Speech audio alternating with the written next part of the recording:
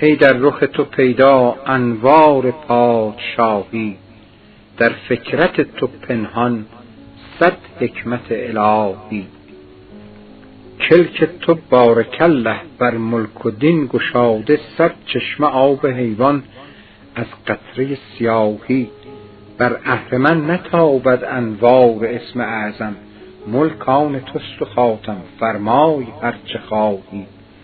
در حکمت سلیمان هر کس که شک نماید، بر عقل و دانش او خندند مرغ و ماهی.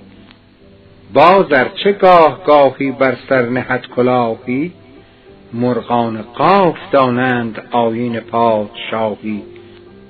تیغی که آسمانش از فیض خود دهد آب، تنها جهان بگیرد بی منت سپاهی. کلک تو خوش نویسد در شأن یار و اغیار، تأویل جان فزایی افسون عمر کاهی. ای عنصر تو مخلوق از کیمیای عزت، وی دولت تو ایمن از وسمت تباهی.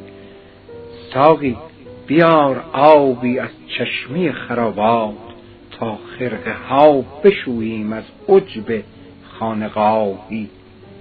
عمریست پادشاها کز می تهیست جامم، اینک ز بنده دعوی و از محتسب گواهی. گر پرتوی ز تیغت بر کان و معدن افتد، یاقوت سرخ رو را بخشند رنگ کاهی. دانم دلت ببخشد بر عجز شب نشینان، گر حال بنده پرسی از باد صبحگاهی. جایی که برق عصیان بر آدم صفی زد، ما را چگونه زیبد دعوی بیگناهی. حافظ چو پادشاهت گهگاه میبرد نام، رنجش ز بخت منما بازآ به عذرخواهی.